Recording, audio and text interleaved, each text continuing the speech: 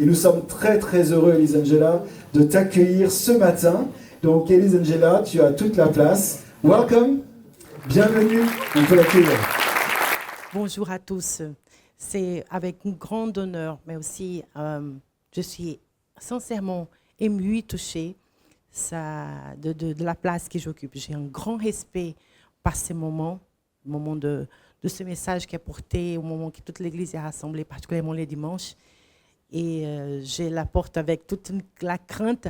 Seigneur, utilise-moi. Je disais aux jeunes ces derniers jours, parlez à vous. Mon cœur y est dedans, je peux sauter, faire des blagues et tout. Ici, je suis beaucoup plus tendue. Parce que j'ai vraiment la conscience de l'honneur que l'Église Bethesda me fait ce matin. Donc, merci infiniment à toute la communauté pour cette place. J'ai appris que le thème de l'année que vous portez, c'est sur la terre comme au ciel. Et c'est un thème qui est aussi dans mon cœur cette année. J'ai trouvé ça intéressant, cette coïncidence, cette prière à notre Père. Et cette phrase en particulier me parle. Que ta volonté soit faite sur la terre comme au ciel. Que ton règne vienne sur la terre comme au ciel. Et je suis en train de méditer ça depuis longtemps. Ça signifie quoi? Que ton règne vienne sur la terre. Que ta volonté soit faite sur la terre. Comment ça se traduit au-delà de la prière? Comment ça sera visible cette réponse? Et parmi ces réponses, j'ai continué à rester dans ce passage, tous ces discours de Jésus, là, de Matthieu 5, Matthieu 6, Matthieu 7, tous ces magnifiques discours qu'il a remplis de détails. Ce matin, je vais partager avec vous un extrait qui me parle particulièrement en ces derniers jours. C'est Matthieu 5, du verset 13 jusqu'au 16, dans la version Messenger, parce que nous allons aussi la lire en anglais, et du 14 au 16, particulièrement dans la version française. Et je vais inviter donc une personne pour la lire en anglais pour nous. Austin, tu peux venir? Matthew 5:13-16. Let me tell you why you are here. You are here to be a salt seasoning that brings out the good flavor or the God flavors of this earth. If you lose your saltiness, how will people taste godliness? You've lost your usefulness and will end up in the garbage. Here's another way to put it. You're here to be light, bringing out the good colors, the God colors of the world. God is not a secret to be kept. We're going public with this, as public as a city on a hill. If I make you light bearers, you don't think I'm going to hide under a bucket, do you? I'm putting you on a light stand now that I've put you there on a hilltop on a light stand. Shine. Keep open house. Be generous with your lives by opening up to others. You'll prompt people to open up with God, this generous Father in heaven. Thank you. Nous allons la lire aussi en français. Et je vais inviter Damien pour la lire pour nous. Vous êtes le sel de la terre. Mais si le sel perd sa saveur, avec quoi la lui rendra-t-on? Il ne sert plus qu'à être jeté dehors et piétiné par les hommes. Vous êtes la lumière du monde. Une ville située sur une montagne ne peut être cachée. Et on n'allume pas non plus une lampe pour la mettre sous un seau, mais on la met sur son support et elle éclaire tous ceux qui sont dans la maison.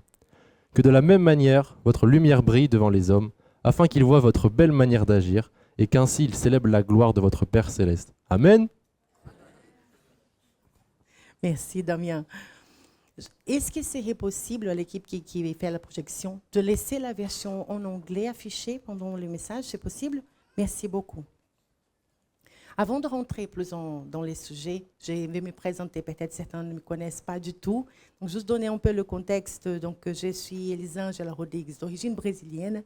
Je suis née en Amazonie, dans une ville qui s'appelle Manaus, au cœur de l'Amazonie. Vraiment, là où vous voyez souvent les images de forêts, de rivières. La plus grande rivière au monde, elle existe. Elle est immense. On est d'un côté, on ne voit pas l'autre. J'ai grandi avec cette impression que toutes les rivières étaient comme ça, comme la mer. Pour ceux qui connaissent la mer, c'est cette image. Mais moi, je ne connaissais pas la mer, je connaissais une rivière. J'ai entendu à l'école, c'est la plus grande rivière au monde. Mais c'est quoi la plus grande? Par rapport à quoi? jusqu'à que j'ai fait mon premier voyage d'avion. Et quand j'ai voyagé, on était assis donc à côté de la fenêtre et j'entends les pilotes dire « Vous verrez à côté gauche, pardon, côté droite, dans la fenêtre, la rivière X. » Et je regarde par la fenêtre. Je demande à mon père « Tu vois la rivière là ?» Il dit « Mais bien sûr que je vois, Elisa. Regarde par la fenêtre. Tu vois là-bas un filet d'eau. » J'ai un filet d'eau. Papa, mais c'est pas une rivière. C'est un courant d'eau là, c'est un filet. Il dit, mais c'est la rivière, Elisa. Mais quand nous, on survole notre rivière, on ne voit pas la fin. Il dit, mais oui, mais on a la plus grande rivière au monde. Je dis, ah, mais elle est gigante. Elle n'est pas la plus grande du monde. Elle est la France, quoi. Elle est la France. C'est un truc que tu ne vois pas à la fin. Donc, c'est pour vous donner une idée de la grandeur des choses. Et la forêt, pareil, c'était ces tapis que tu survoles énormément. Bien sûr, aujourd'hui, il y a la déforestation dans certains coins, mais ça reste un tapis impressionnant. Donc, dans ces lieux, j'ai grandi. La ville où j'ai grandi, elle est très développée, inspirée par Paris dans une grande époque. Elle est appelée le Paris des tropiques. Pour vous donner une idée, elle était vraiment, ils ont vécu un moment très riche. Et on a un théâtre qui est un des plus beaux du Brésil, avec tout a été exporté de l'Europe, créé avec du matériel local, mais imaginez pour que cette élite française et parisienne qui était là puisse vivre. Donc on a sous les toits l'image de la Tour Eiffel, comme si on était sous la Tour Eiffel, qui est vraiment dessinée. Et donc il est extraordinaire. Donc dans cette ville, avec ce mélange de la bourgeoise française et la rivière à côté, j'ai grandi. Donc on a, je pense, 5 villages de mon état qui sont possibles d'aller en voiture. Nous sommes 62 villes dans mon état d'Amazonas, donc 5 qui peuvent aller en voiture. Tous les autres, vous imaginez comment est-ce qu'on se déplace?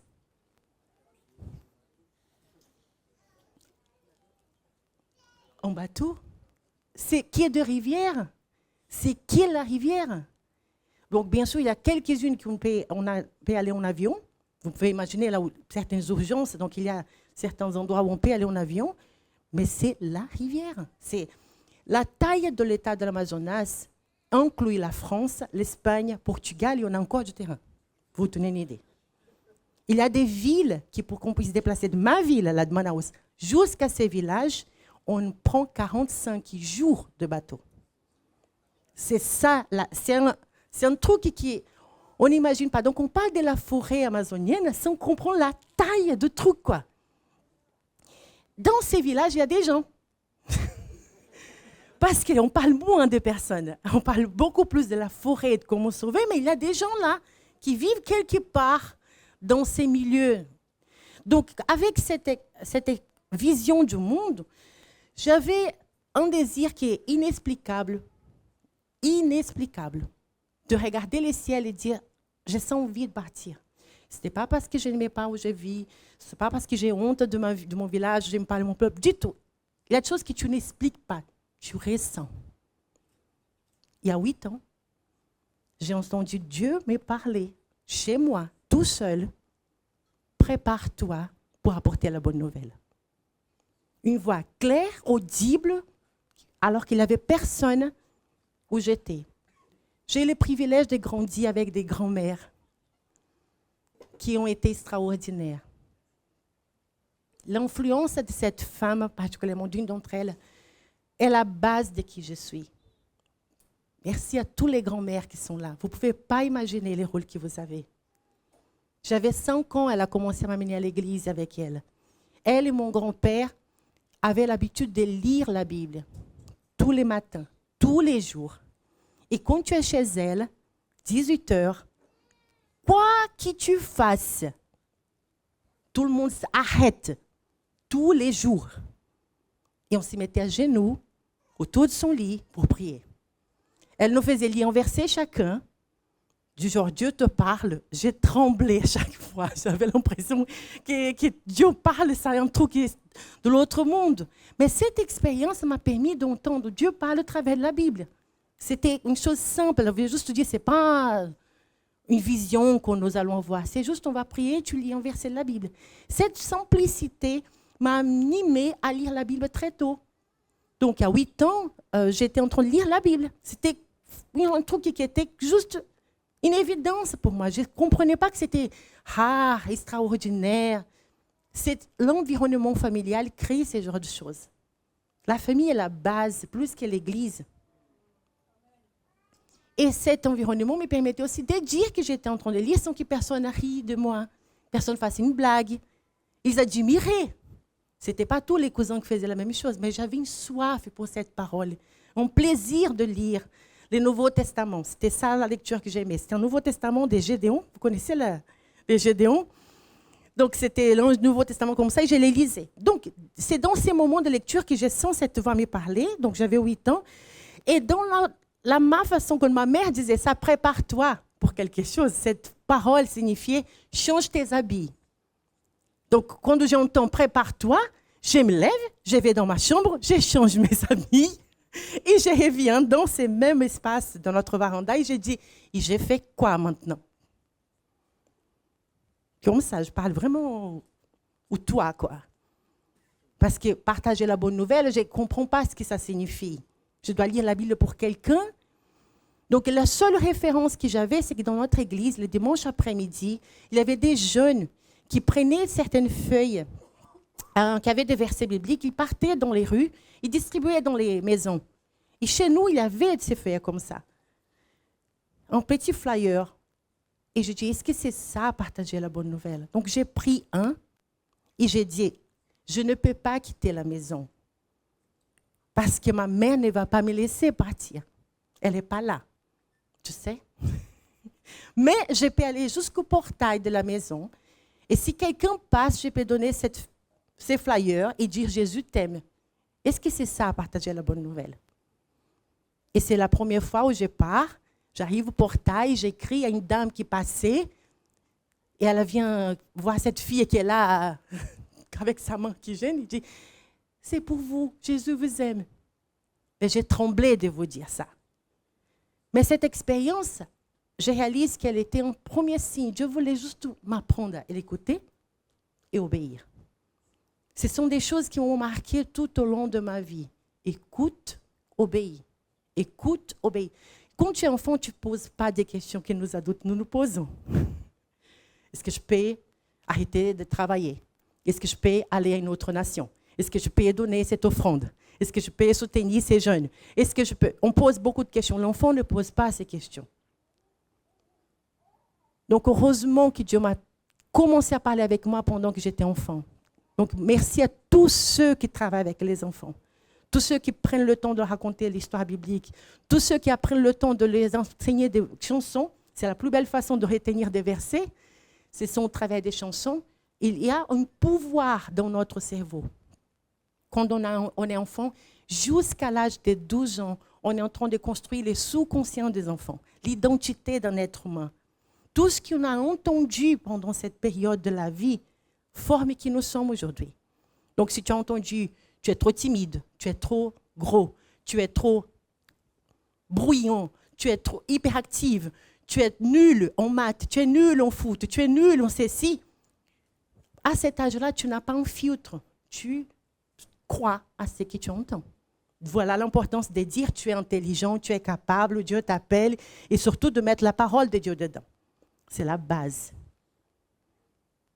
Donc, quand nous parlons aujourd'hui d'être sel et lumière, je veux que tu saches qu'il y aura cet appel en toi, ce don en toi, de rayonner au travers de qui Dieu a mis en toi. Mais il y a plein de couches en nous qui disent tu n'es pas capable. Ne rayonne pas trop. N'apparaît pas, ne grandis pas énormément. Si tu es entrepreneur, tu peux être les meilleurs à Auch, mais pas les meilleurs à Toulouse. Et on s'y met des limites parce que selon notre environnement de croissance, on nous a appris ça. Et c'est là, c'est ancré en nous, c'est prouvé ça. Dans la neuroscience, on sait. Ce n'est pas juste l'ennemi qui profite, c'est toi-même qui ne crois pas en toi. Donc, dans ces processus de aujourd'hui appliquer ces versets, je vais faire les parallèles entre ce que Jésus nous dit et la différence entre briller ou cacher, ou refléter. Ce sont les 3 choses qui peuvent se passer avec cette lumière. Je brille, je cache, ou je reflète? Quelle est la différence? Il y a un poème qui dit la plus grande peur de l'être humain, c'est la peur de, vous connaissez? De briller. Ce n'est pas un poème chrétien, mais ça m'interpelle énormément. Vous pouvez le chercher. La peur de briller, il s'appelle. Et c'est la plus grande peur de l'être humain. Nous avons ici plusieurs cultures dans cette salle. Et pour avoir vécu en France, ça fait 23 ans que je vis ici. Je suis venue parce que mon mari a eu une bourse de doctorat. Juste après notre mariage, je pensais que c'était pour 4 ans. Nous voici 23 ans après. Et décidément, Dieu n'a pas de projet, à ma connaissance, qui on rentre. J'ai arrêté de demander ça au Seigneur.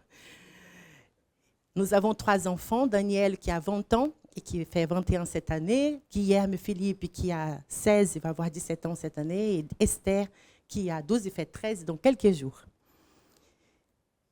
Et c'est cette famille qui a évolué au cours de temps, différentes églises que nous avons fréquentées aux régions parisiennes, nous habitons 91, m'a permis de réaliser une chose par rapport à la culture française qui m'a interpellée. Il y a une peur de briller. Il y a une peur d'être trop grand. Il y a une peur de ne pas être les meilleurs. Ou peut-être une croyance. Tu n'apparais pas trop. Donc, Jésus fait en effet référence à ces dangers de vouloir briller. L'orgueil. Je l'ai fait pour quelle raison? Pourquoi tu veux apparaître? Pourquoi tu veux être la première? Donc, il y a une différence entre je veux briller et je reflète une lumière. Ce n'est pas pareil. Tu ne peux pas être avec une vie avec Jésus en intimité et ne pas briller. C'est un fait. Parce qu'il dit dans sa parole, noir sur blanc, c'est pas je pense ou quelques-uns, you are here to be light, bringing out the God colors in the world. Tu es la lumière, tu es la lumière, vous êtes la lumière, vous êtes, c'est pas vous serrer de temps en temps, ou quand tu es dehors, ou quand tu es à l'église. Alors, qu'est-ce qu'on fait avec cette lumière? À quoi bon Dieu nous met la lumière? Et donc, il explique lui-même. C'est pour que tu reflètes Dieu. Parce que Dieu est la lumière. Je suis la lumière. Et une fois que je rentre en toi, quelque chose va rayonner de toi. C'est impossible que tu ne le sois pas. Mais tu peux essayer de te mettre sur un seau. Si je prends la lumière là, si on est dans la lumière et si on allume juste une lampe ici en bas, dans cette salle, on a vraiment moins de lumière, n'est-ce pas? Si on met juste une bougie là, encore moins. Mais regardez où est-ce qu'il y a la lumière ici? Où est la lumière dans cette salle? Ou toi? Alors Dieu nous a placés pour être sur le haut d'une colline. C'est ça qui est écrit dans la Bible. Alors comment je traduis ça dans ma vie? Donc à nouveau, quand tu expliques ça à un enfant va être très naïf. Il va dire, je vais chercher les postes les plus hauts pour attacher la lumière. Alors, je vais lui poser la question, comment toi, qui es la lumière, dois être le plus haut? Je vais être le meilleur de la classe. L'enfant va être très naïf dans sa réponse. Il va juste prendre et appliquer. Alors, pourquoi nous cherchons à être les moyens? Et si on passe inaperçu, tant mieux. Dans ma tête, il n'y a pas de sens. Et je ne sais pas que je cherche à apparaître, je répète bien, c'est une différence. C'est que je vais juste, s'il y a quelque chose que j'ai mis en moi de bon, que c'est bon, soit atteignable aux autres. Si je vais faire du pain, je vais faire créer une boulangerie. Je vais faire que cette boulangerie, cette recette de pain soit partout dans le monde. Si je fais juste une tarte aux pommes, qu'elle soit vendue dans tout le monde. Ou comme KFC qui s'est spécialisé dans les poulets. Il n'y a pas d'hamburger, c'est juste du poulet. Il est partout dans le monde. Donc, c'est ça l'idée de prendre ce qui est entre tes mains et amène ça au monde. Même amène haut, grand, rayonne. Laisse les gens découvrir ce que j'ai mis en toi. Laisse, tout simplement, c'est moi qui vais rencontrer, ce n'est pas toi. La question, c'est ce que tu es OK de ne pas être connu, mais que moi, je sois connu. Et là, tu vas chercher la raison de ton cœur. Quel est le but? Et on sera tenté. On le sait. Donc, la question qu'on doit se poser, c'est, OK, aujourd'hui, où est-ce que ma lumière est visible?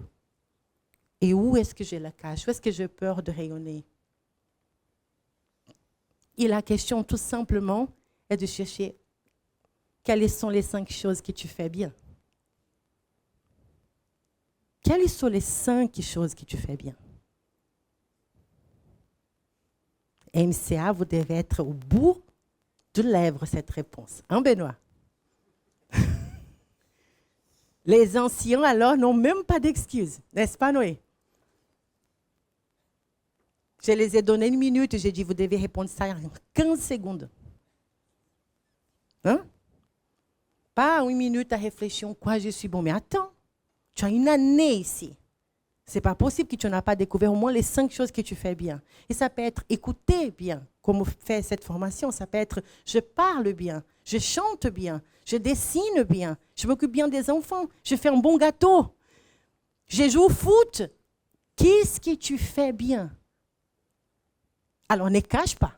Dieu ne te demande pas de devenir ton voisin, au pasteur Guillaume, au pasteur Patricia, aux Xavier. Il te demande juste d'être toi. Et d'utiliser ce qu'il a mis entre tes mains. Et avec cette compréhension, les amis, simple qu'elle est, j'ai décidé de vivre ma vie juste à dire qu'est-ce que je fais bien. J'ai pensé que le monde s'ouvrirait comme la mer rouge devant moi, pour qui je passe avec mes talents et tout ce que je sais faire, et tout le monde serait accueillant. Oh my goodness! Je n'ai pas eu besoin de très loin. C'est vrai que j'ai grandi protégée, comme je pense que sont les personnes ici à Auch. J'ai choisi cette vallée pour protéger, parce que l'Amazonie aussi, c'est une vallée. Donc j'ai dit, Dieu nous met ici pour nous préparer, pour que quand on va monter là-haut, on soit solide. Parce que dans ces processus, j'ai pu à 12 ans travailler à l'église, à 12 ans servir avec les enfants, à 12 ans me faire baptiser. Et vivre à nouveau l'expérience de ma grand-mère caminer dans veillée de prière, on appelle, c'est la prière qu'elle a nuit. Découvrir avec elle, c'est quoi passer la nuit? Ne dors pas, je ne dors pas, je ne dors pas. Je disais, mais comment tu peux tenir une prière comme ça toute la nuit? Mais ce sont des moments extraordinaires que j'ai pu vivre. Donc j'ai grandi dans ces milieux. Et à 18 ans, tu deviens majeur, tu vas entrer à MCA. Tu dis, c'est l'année où je vais accomplir tout ce que Dieu a mis en moi. Ce n'était pas tout à fait pareil. Mes parents étaient très clairs. Ils m'ont aidé à apprendre une autre langue parce que je parlais beaucoup d'aller quelque part. Donc, ils m'ont permis d'apprendre l'anglais pendant 5 ans, régulièrement. Mais à 18 ans, je pensais que je pourrais partir à l'école missionnaire ailleurs. Et ma mère a dit, non, ma chère, laisse-moi te dire une chose. Je suis d'accord que Dieu t'appelle. Je vois en toi, je crois en toi. Mais je ne vais pas investir dans cette mission. Là, j'ai investi longtemps dans ton éducation. Maintenant, toi, tu vas générer du revenu pour tout ce que Dieu t'appelle. Ou trouver qui va investir, mais n'attends pas de nous. Donc, dans ces processus, je suis rentrée à la fac et à l'école biblique. Donc, je faisais l'école biblique au soir et dans la journée, la fac d'informatique. Et je dis à ma mère, j'aimerais vraiment servir plus le Seigneur. Il y a une église qui est en train de s'ouvrir, pas loin de la maison, une toute petite église. Est-ce que nous pouvons venir là? Ou est-ce que je peux aller là? Et ma mère a dit, nous allons tous déménager. Nous allons tous être avec toi.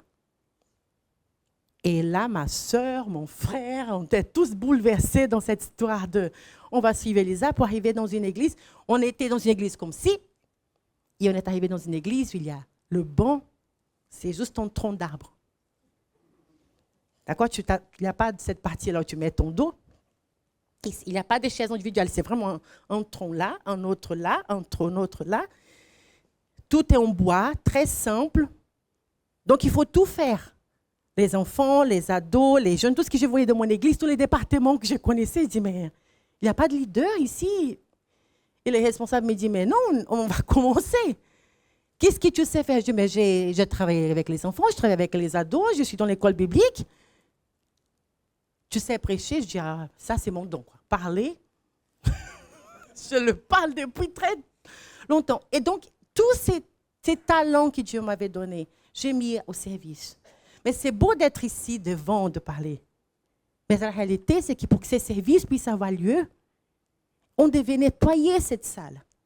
Il y avait de l'herbe autour de l'église. L'herbe qui poussait partout.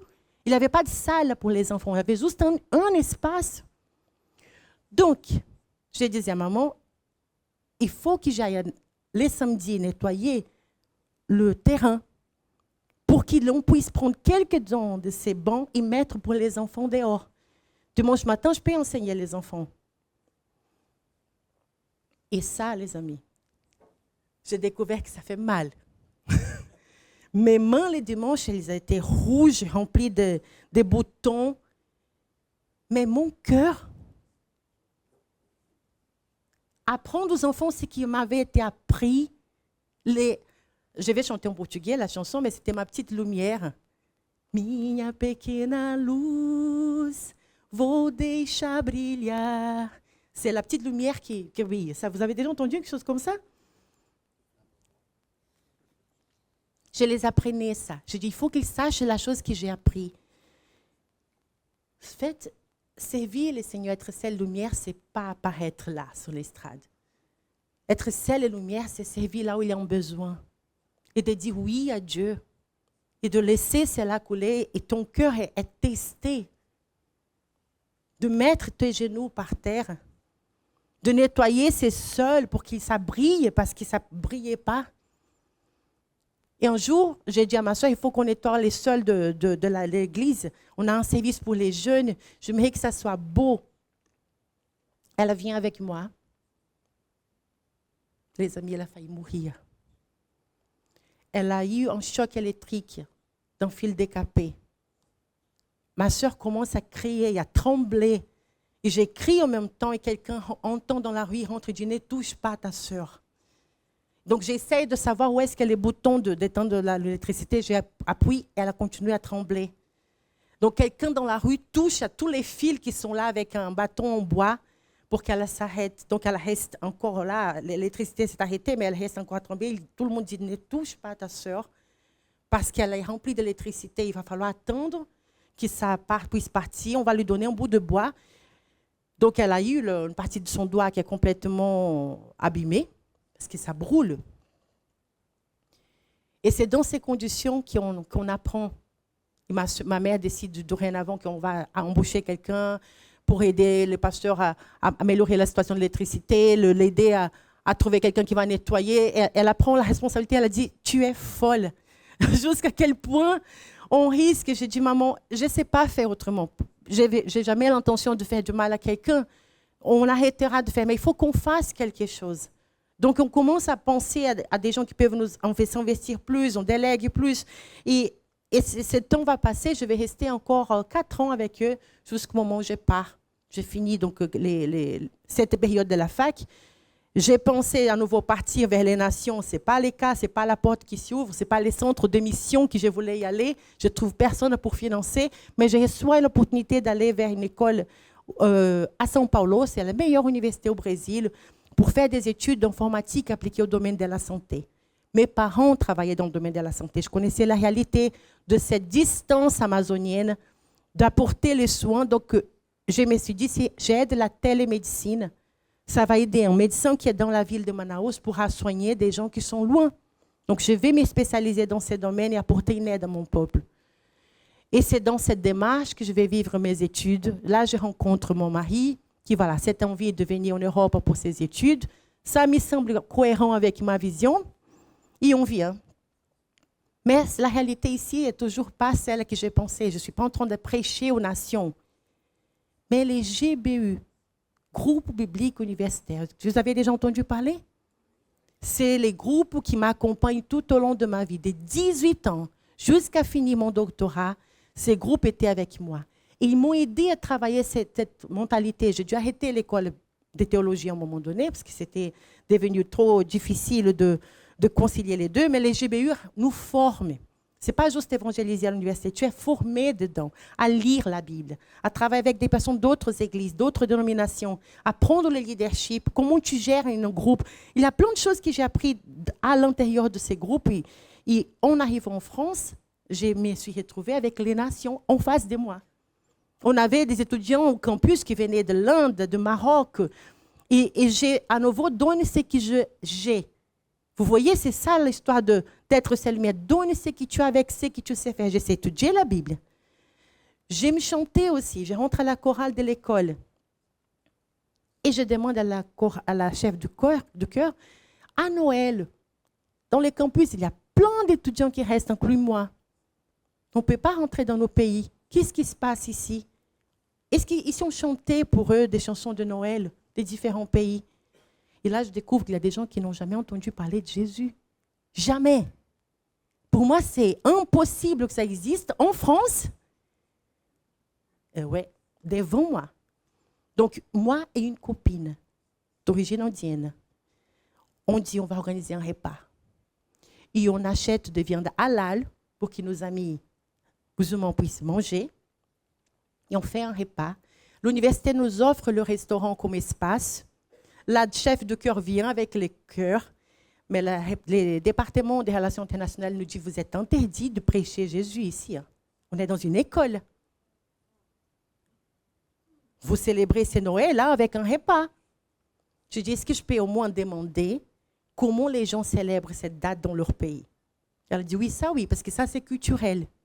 Je pose la question un après l'autre. Il y a une Canadienne qui se lève et prêche Jésus là. Elle n'était pas dans mon groupe. Elle a travaillé avec le département international en plus. Et elle a dit, Jésus est venu, fils d'une Vierge Marie. Elle a commencé à faire toute la prêche. Et moi et mon ami, on s'est regardé. Heureusement que c'est de son équipe. Et Jésus a prêché ces jours-là merveilleusement bien. Et comme elle a vu qu'on a respecté, comme on les consigne, nous avons pu faire ça au cours des années. Donc, j'ai compris qu'être sel et lumière, à nouveau, ce n'est pas juste quand tu as la chance d'être là au top de la montagne. Quand tu montes, chaque pas, chaque jour, chaque opportunité que tu as, tu fais ce que tu peux faire avec ce que tu as là où tu es. C'est ça, simple que ça. Écoute et obéis, écoute et obéis. Quelle opportunité tu as pour servir? C'est toujours à propos de lui, pas à propos de nous. Ça vous parle? Mais la Bible dit que Matthieu 25, que certaines personnes ont des talents et elles cachent. Il y a une omission de tes talents. Ce n'est pas que tu as peur de rayonner, tu as tellement, au contraire, la peur de ne pas bien faire, que tu caches. Et ça aussi, c'est un péché. Parfois, on pense que péché, c'est l'adultère, c'est la pornographie, c'est faire quelque chose. Mais quand tu ne fais pas ce que Dieu te demande, tu es en train de pécher. Et il est clair. Je donne et je multiplie les talents de ceux qui utilisent. Je multiplie les ressources de celui qui met en place. Donc, si tu essayes et tu échoues, bravo. Parce que celui qui échoue, c'est celui qui essaye. Celui qui n'échoue pas, c'est parce qu'il essaie rien de nouveau. Donc, c'est normal que tu n'as pas échoué. Et ça aussi, ça fait partie de ces chemins d'apprentissage. De comprendre pourquoi. Donc, la réalité qui nous amène aujourd'hui à nous poser la question, c'est Seigneur, qu'est-ce que je fais avec les talents que tu m'as donnés? Est-ce que je suis en train de les utiliser? Ou est-ce que je suis en train de cacher? Et si tu caches, pourquoi? De quoi as-tu peur? Pose-toi la question parce qu'il y a peur de quelque chose, du regard des autres, de ne pas être si bon. Qu'est-ce que mes parents vont dire? Qu'est-ce que mon église va dire? Qu'est-ce que mon pasteur va dire?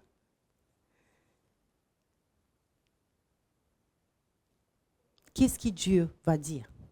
Tu as déjà posé cette question? Qu'est-ce que Dieu va dire quand il sera en face de toi et tu as dit, Seigneur, mais j'ai parlé à Xavier. Il n'était pas d'accord. Dieu va parler avec Xavier. Il doit rendre compte de ses décisions, mais ça ne justifiera jamais mes décisions. Je dois répondre à ce que Dieu me dit, apprendre avec bienveillance, trouver les moyens de communiquer, demander au Seigneur la sagesse, travailler ma communication, mon écoute, toutes ces formations qui aujourd'hui nous aident dans les couples, aussi bien qu'avec nos leaders, avec nos équipes, nos collègues au travail. Mais c'est taire, parce qu'on ne veut pas de conflits avec quelqu'un. Jusqu'où tu vas te taire quand Dieu te dit parle? Jusqu'où tu vas te cacher quand Dieu dit rayonne? Tu es la lumière. Ce n'est pas que toi, tu as la source. C'est que moi, je suis en toi ou je ne suis pas. Et on voit l'exemple de Moïse quand il était avec Dieu. Il passait du temps avec Dieu, il descendait, il ne pouvait pas cacher qu'il était avec Dieu. Son visage rayonnait. Tu ne peux pas passer. Moi, je ne peux pas passer du temps avec Dieu et que les gens ne viennent pas sentir qu'il y a quelque chose. Xavier a dit, j'ai senti quelque chose en toi. Je n'étais pas en train de prêcher ces jours-là. Mais je prends mon travail comme mon ministère. J'ai pris avant chaque intervention pour les personnes qui seront là. Tel comme je me suis préparée pour ces dimanches, je me prépare pour chaque conférence, chaque formation que je donne. Parce que pour moi, c'est la même chose. C'est la place que Dieu me demande de parler, d'utiliser ces dons qu'il m'a donnés. Il n'y a pas de différence pour moi. Mais nous devons penser à ça dans tout ce que nous faisons les ménages à la maison, qu'on va allaiter nos enfants, que nous allons jouer une musique, que nous allons à un goûter d'anniversaire, que nous allons rencontrer une réunion des parents à l'école. Tu es la lumière, Elisa. Est-ce que tu vas être d'accord avec ce qui est dit ou tu vas lever ta main pour défendre les valeurs du royaume? Que ton règne vienne et ta volonté soit faite sur la terre comme au ciel, passe par notre attitude, par dire je ne suis pas d'accord. Et si on faisait autrement? Et si on pouvait aider? Et si j'amenais les jeunes des MCA pour venir ici? C'est faire la différence dans la vie des Auch. Ma prière, c'est que Auch puisse entendre parler, pas juste les églises, mais le maire, les entrepreneurs, toutes les personnes âgées, surtout qui ont des ressources financières pour aider ces jeunes. Parce que c'est un énorme investissement. Et vous pouvez, les gens, venir ici. J'ai entendu parler qu'il y a des jeunes qu'on peut les aider dans des missions et que les ressources viennent en abondance. Parce qu'il y a quelque chose, les amis, qui peut empêcher les ressources de Dieu de venir. Parfois, c'est nous. Ça ne donne pas envie d'être partenaire avec des gens qui on ne sait pas trop qu'est-ce qu'ils font. Parce que ça ne rayonne pas, ça ne s'y voit pas. Alors, comment tu fais pour rayonner? En souriant, en donnant bonjour. En faisant juste quelqu'un sentir « J'ai adoré votre sac ». Elle vient de sourire. Et c'est sincère. « J'ai adoré votre sac ». Mais c'est juste en étant ça. La gentillesse, ce n'est pas diabolique. Ça fait du bien à toi et ça va faire du bien à celui qui tu donnes. Donc, en fait, je vais démystifier l'idée de se mettre là au top de la colline comme si c'est là réservé aux grands dirigeants. Mais je vais aussi conclure ces messages en disant attention, parce que parfois, ce n'est pas que ça, mais c'est cela aussi.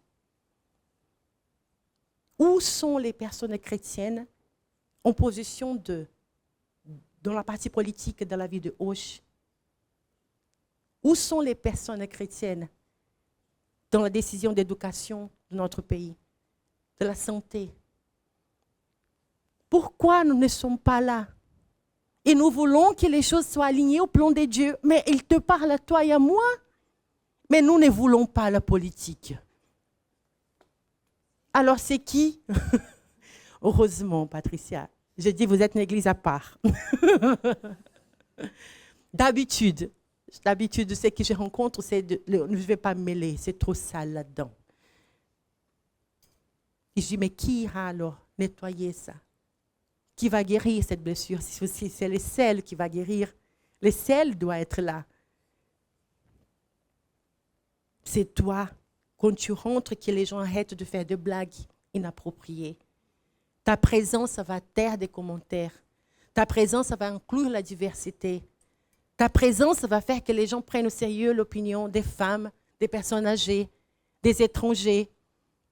C'est ta présence qui va faire la différence. Parfois, ce n'est pas tes mots, c'est juste parce que tu es là et tu es aligné à quelque chose de plus fort. Dès que Guillaume rentre dans la salle, l'environnement change.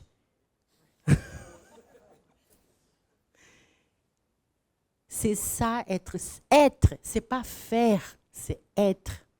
Notre intimité avec Dieu doit être au quotidien, dans notre secret. Tu ne peux pas vivre avec Dieu et te manger que les dimanches.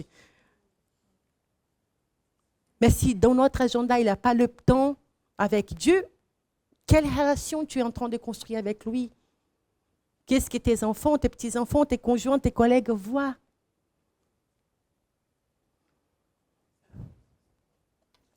Donc la motivation pour laquelle on fait change tout.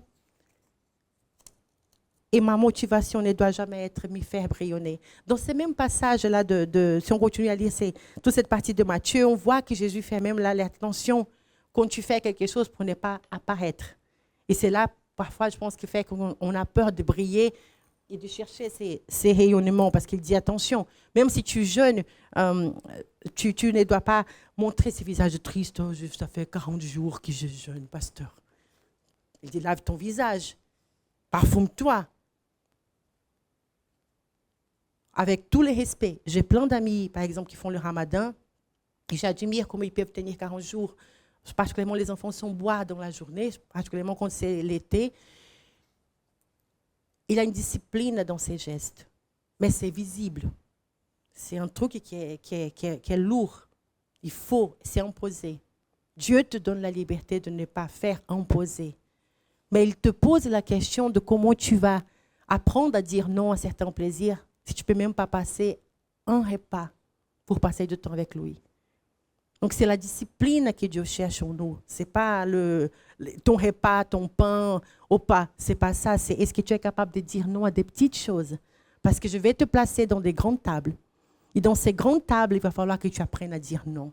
Que tu lèves la main. Que tu sois contre certaines décisions qui seront prises. Que tu sois la seule voix peut-être, jusqu'à ce que quelqu'un d'autre dise « Je suis d'accord avec toi, Alexia. Je vais me joindre à toi dans cette cause. » Nous avons besoin de faire la différence dans ce monde juste en étant près de Jésus. Parce que quand il est en nous, notre cœur sera désaligné à des choses qui ne sont pas alignées à sa volonté. Et je finirai avec ces versets. Jérémie 20, verset 9. Parce que ça donne parfois envie de se taire. C'est trop compliqué de parler, c'est trop compliqué de lever sa voix, c'est trop compliqué d'exprimer une idée, d'aller à l'encontre de tout ça.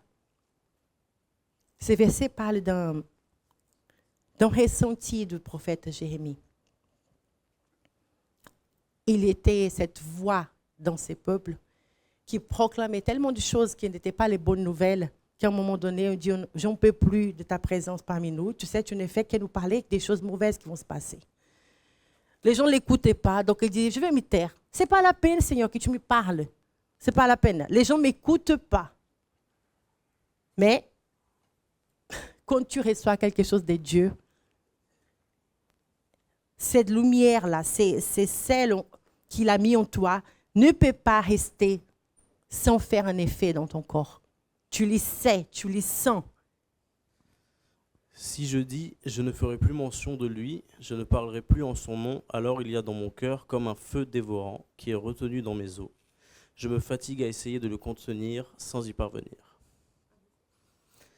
Si je dis « je ne ferai plus mention de lui, je ne parlerai plus en son nom, alors il y a dans mon cœur comme un feu dévorant qui est retenu dans mes os. Je me fatigue à essayer de le contenir sans y parvenir. » Quelqu'un a déjà vécu une chose pareille? Merci. Ouais, merci, génial. C'est fort, non? Tu sais que c'est Dieu. Tu n'as pas de doute. Tu ne peux pas ne pas donner ton avis, tu ne peux pas ne pas parler, tu sais que Dieu dit, donne ces messages. Et l'Église, c'est ça. Parfois, c'est juste quand tu sens apporte un repas à telle personne, va donner à Roxana un plat. Je dis, Seigneur, mais elle n'est pas malade. Tu discutes avec Dieu. Seigneur, je ne peux pas envoyer un message, je ne peux pas passer chez telle personne. Et on s'y complique parce qu'on commence à expliquer. Si tu faisais juste apprendre à écouter Dieu et de faire ce qu'il te demande de faire. Laisse cette voix devenir tellement naturelle que tu ne fais que juste dire de faire. Et c'est cette parole qui était naturelle pour moi d'entendre cette voix et d'obéir. Elle est devenue compliquée il y a quelques années. 2019, Dieu m'a parlé de la même façon comme il toujours parle. Je sens cette cœur qui brûle, ces feux. Et j'étais justement dans cette formation Maxwell en train d'avoir les outils. Et j'entends les présidents de l'organisation Maxwell de la francophonie dire « Cet après-midi, ma fille aura 15 ans et je vais jouer les jeux de leadership avec elle. » Il habitait en région parisienne à cette époque. Immédiatement, j'ai oublié, j'écoutais plus la leçon. Mon cœur dit, tu lui dis que c'est toi. Et là, cette fois, j'ai dit, Seigneur, pour ton info, je ne connais pas la personne. 2, il est le président de l'organisation Maxwell. Il travaille à côté de John Maxwell. Tu sais qui c'est. Et tous les mots que j'ai entendus, tu es juste une Amazonienne, une Brésilienne, dans le milieu de la forêt, tous ces mots sont venus à moi comme si c'était une avalanche. Seigneur, je ne veux pas, je ne peux pas. Il y a dans cet appel des Français, des personnes des États-Unis, du Canada, plein de personnes. S'il te plaît, je peux prier pour cet événement, mais ne me dis pas de lui dire que ce sera moi. Il n'est pas en train de demander qui vient venir l'aider.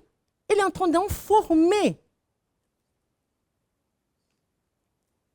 J'ai arrêté l'appel.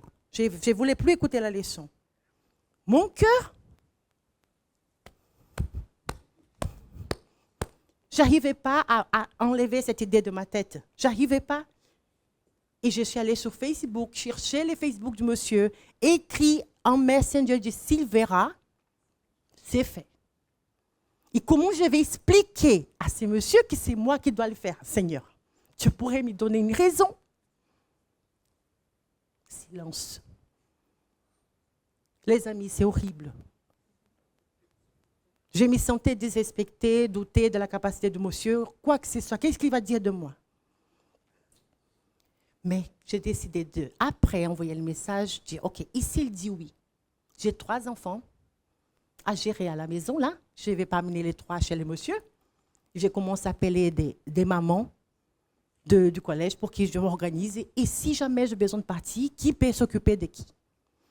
Quand les 3 enfants sont bien placés, organisés pour qu'ils puissent passer quelque part l'après-midi, ting, mon téléphone reçoit un message. J'ai eu peur. Et il a répondu, devinez? Oui. Après, il m'a raconté que ce n'était pas simple. Ce n'était pas un oui simple à donner. Il a dit, mais elle s'y prend pour qui? D'où vient cette histoire? Qu'est-ce qui est cette fille qui m'écrit? Mais il a dit, j'ai senti en moi une voix qui dit, fais confiance. Il invite là. C'est oui de ma part et le oui de sa part m'a amené à des environnements inattendus. Je suis allée chez lui, j'ai passé l'après-midi, j'ai animé une séance que j'ai joué avec certains de jeunes ici. Sa fille a pleuré. J'ai entendu des personnes parler de « j'avais envie de me suicider ». Ils montraient des marques dans les poignets, des ados de 15 ans. Une séance qui, au bout d'1 heure, elles ont demandé « s'il te plaît, reste avec nous, reste avec nous ». Et elle voulait encore parler. Quand j'ai fini le temps de séance, les amis, j'avais envie de pleurer, parler en langue, me mettre à genoux, tout. Parce que je dis, Seigneur, j'ai besoin de toi. Mais encore une fois, je suis sur une maison, je n'ai aucune idée, même pas si ces gens sont chrétiennes. Donc, j'essaie de garder ma posture. Je demande juste un verre d'eau, s'il vous plaît. Le monsieur, avec les yeux, qui a l'impression qu'ils ont du feu dans ses yeux, il dit, je n'ai jamais vu une chose pareille. Tu viens de faire ce que des années de séances en thérapie n'en font pas. Qui es-tu? Et à ce moment, il dit, je vais être ton partenaire. Vous vous rendez compte? Il ne me demande pas d'être sa partenaire. Il me demande qu'est-ce que tu fais parce que je vais t'aider dans ton business. Je n'y crois pas à mes yeux. Et ça m'a amené au cours des années à travailler, à être dans des salles des présidents, des réunions avec le chef du cabinet de la Côte d'Ivoire, des choses qui sont inattendues pour ma vie. Vous vous souvenez la lumière au haut du plafond? Quand Dieu veut t'amener là, tu es prête? Parce que Dieu veut nous placer là-haut aussi. Mais il faut qu'on sache être obéissant ici. Écoute et obéis. Écoute et obéis. Et c'est ça, être sel et lumière dans la société. On s'élève.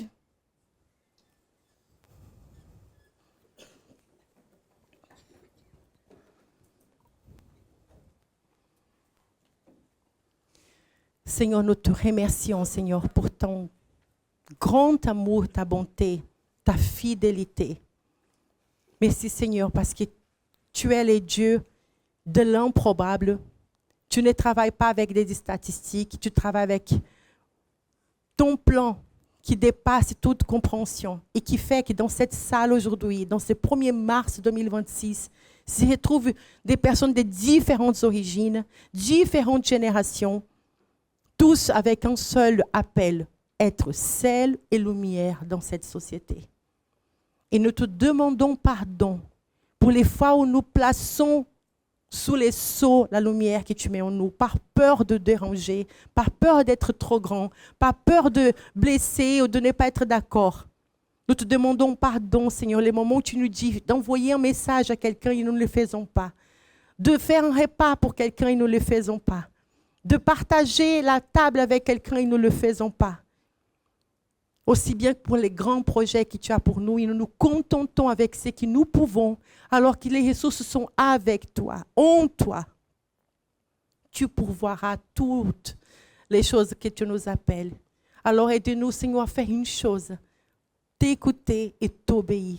Écouter et t'obéir, reconnaître ta voix, avoir le discernement de que c'est ta voix, et avoir l'audace de laisser cette lumière traverser au travers de nos bouches, de nos mains, de nos pieds, de nos actions, de nos décisions. Que toutes les personnes qui ont des projets d'entrepreneuriat dans cette salle puissent donner naissance, Seigneur, et avoir du fruit, avoir la sagesse, avoir l'environnement, avoir les ressources, les personnes qui l'aideront à accomplir.